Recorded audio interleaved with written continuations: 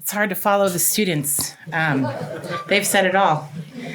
And I have a son named Hawk, and I'll try not to get too emotional because finding Glacier Lake School has been an absolute miracle in our family. And I do not say that lightly.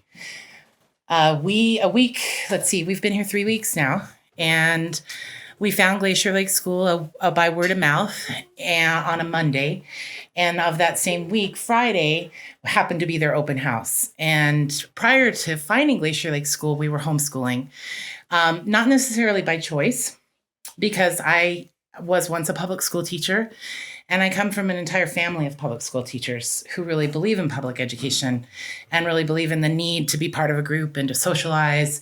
And my son, he's been going to school since he was in the womb. I was a teacher when I was pregnant, and he was hearing all those kids together in the classroom. And so homeschooling for him was a struggle. He was very lonely and very sad.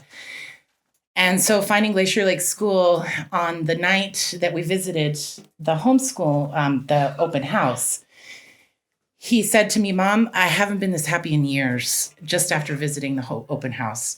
And I felt an intuitive sense that this was definitely the right place, that although I've been a resident out in the Blackfoot River Valley for the last almost since 2003, however long that is, you can do the math.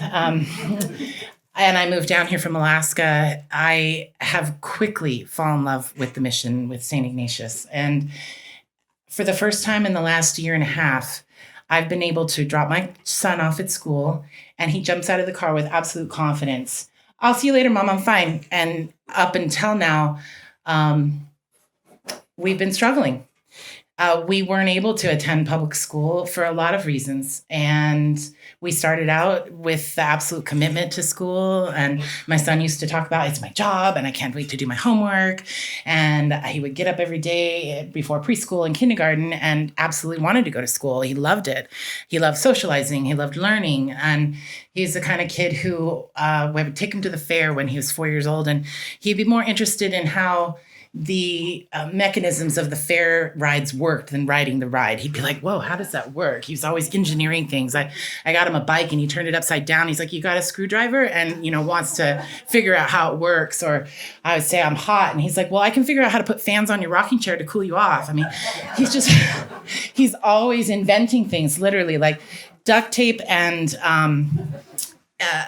recycling supplies became our toys in our life, because he would come to me and be like, "Can you put tape here? Can you put tape there?" And I'm like, "What is it?" "It's a time machine. Don't you know that?" And so he definitely has a mind of being an inventor and incredible creativity. And public school in kindergarten was fine, was fabulous. And in first grade, it got really boring. But beyond that, my son also has a slight hearing issue. It's called auditory processing disorder. And if some of you may remember Charlie Brown and the teacher and in the background saying, "Wah, wah, wah, wah, wah, wah," that's often what my son hears in a crowded environment. And so no matter how great a school might be, we really needed a small school. Well, Potomac happens to be a small school, but it just wasn't the right small school. And the Blackfoot River is our home, and we have fallen in love with Glacier Lake School so quickly. We feel so at home here that we want to move to St. Ignatius and make a new home here. And that is because my son is happy. And not only is he happy, I literally tell you, in the first week of school here, he's suddenly at home saying things like, "What do you want? What do you need me to do? What can I do for myself? Do you guys have any projects you want me to work on? I can do that myself. I'm fine now." And this was a child who was seriously traumatized. He because of his hearing issue, we actually didn't know until very recently that he has some nerves in the ear that do not send messages all the way up to his brain. And he thinks at the same level as anyone of his peer age. But he's often has difficulty expressing it, and he often has difficulty receiving information. So he was incredibly frustrated at school and would come home having fits and breakdowns. And it was like, "Why? You're so social. You have lots of friends. What's going on here?" Well, the third day of first grade, on a long bus ride home, we used to live, well, we still have our cabin out in the Blackfoot, but I'm looking for a place to live in St. Ignatius, if anybody knows. Anyways, he was unfortunately assaulted by some other students on the bus who targeted him because he sounds different. He sounds like a child who is partially deaf, which he is. But so he had the courage to face those bullies and go back to school. And yet at the same time, it just still didn't work. We did everything we could. And at one point, let's see, at the beginning of first grade, he literally, before going to first grade, shaking with joy. I can't wait to learn to read. I can't wait to go be with my friends. It's going to be so much fun. And by Christmas, he was talking about wanting to kill himself. And he was only in first grade. My husband is Northern Cheyenne, and I am Mohawk and Irish. And I'm very connected to a Native community in my world. And so I also believe in Glacier Lake School because of its location and its connection to a Native community and integration to cultural diversity. I also believe in Glacier Lake School because Ben and Lisa are so committed to what they are doing. I understand they used to live in this house and gave up their home to build a school. And because they've made it a nonprofit and not just a public school, I searched for, believe me, homeschooling was not easy. Even with a degree in teaching, my son refused to sit down and learn with me. It was just like a nonstop searching for social play dates and what are we going to do today? And we spent a lot of time at the Science Museum, and he became a junior staff at the Spectrum Science Museum because we were there so much. And so I did what I could to keep him busy. But he needs a social group. We all do. We all need to know that we belong. And as we all have sat here around the table, socializing, getting to know each other, the family that I come from, I mentioned I was once a public school teacher. My whole family is public school teachers, 2 generations of public school teachers. So when I sit down at our family Thanksgiving table, it's all my aunts and uncles are now retired from 35 years of public service. All of my cousins and my sister are all in education. And they're like, you're homeschooling? Are you kidding? The kid needs to be in school. And I was like, look, trust me, Hawk is just too stressed out. He was coming home throwing fits. He wasn't himself. And he said to me one day, Mom, how many days have I been in school? And this is when we took a year off and homeschooled, and then we tried to go back again. And he said, I haven't done art in 10 days. And to him, that was true suffering. And because his mind is constantly creative, inventing things and wanting to do things. And so are many of us. And myself, when I was in high school and junior high, I felt like just bored all the time with the petty socialness and whatnot. So I'm not here to bash public schools at all, because I come from a whole family we all are public school teachers. And at my Thanksgiving table, there's 2 school psychologists, 2 special ed teachers, a resource teacher, the head of the English department, the head of the social studies department.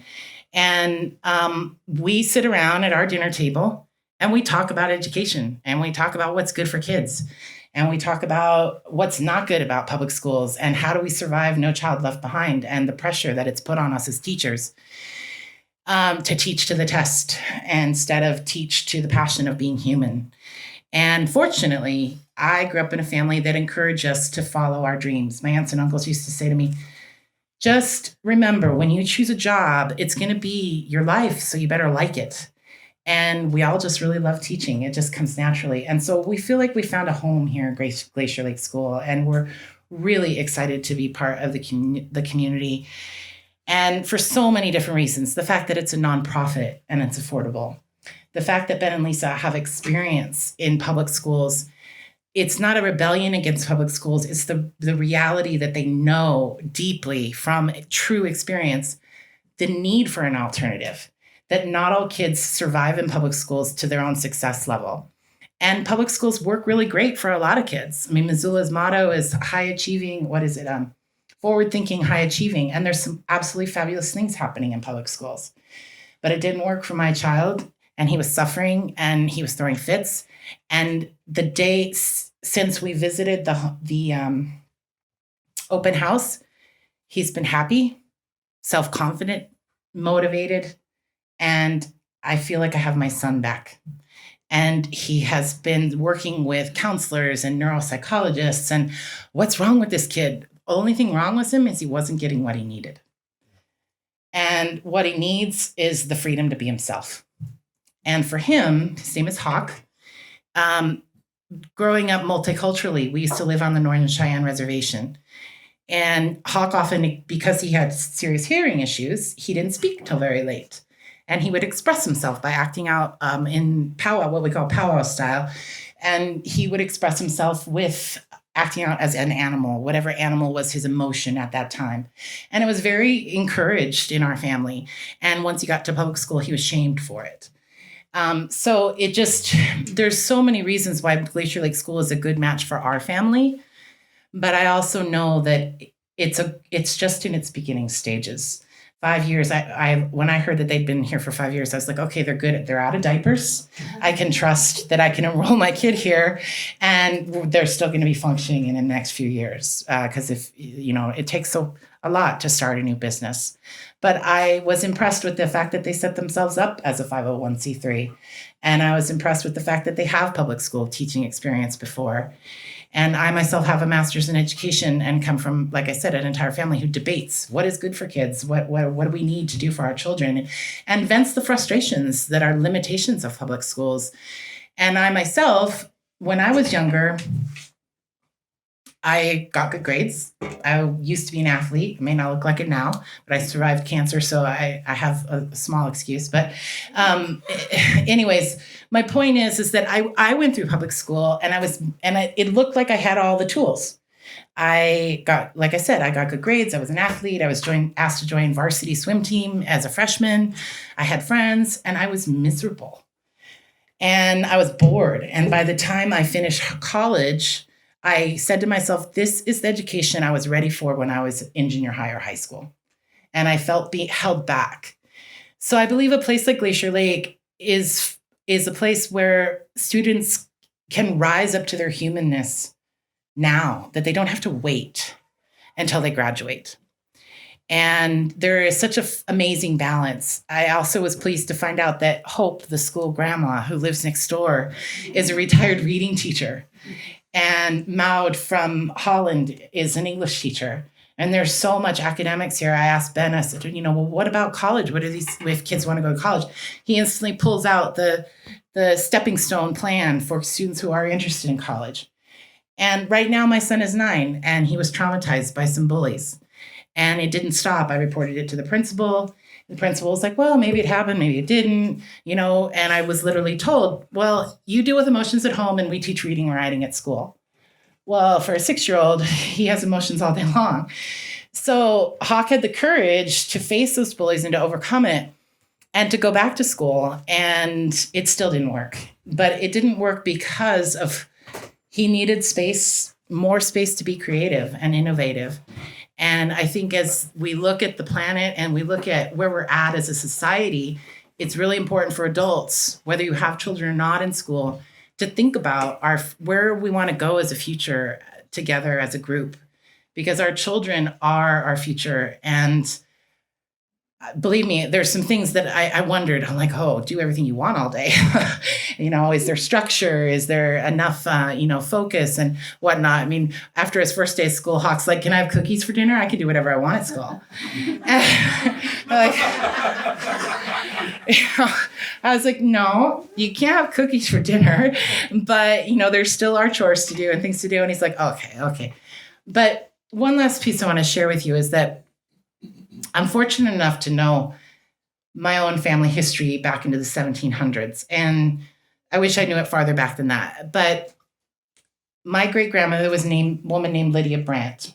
And her father was a man named Joseph Brandt.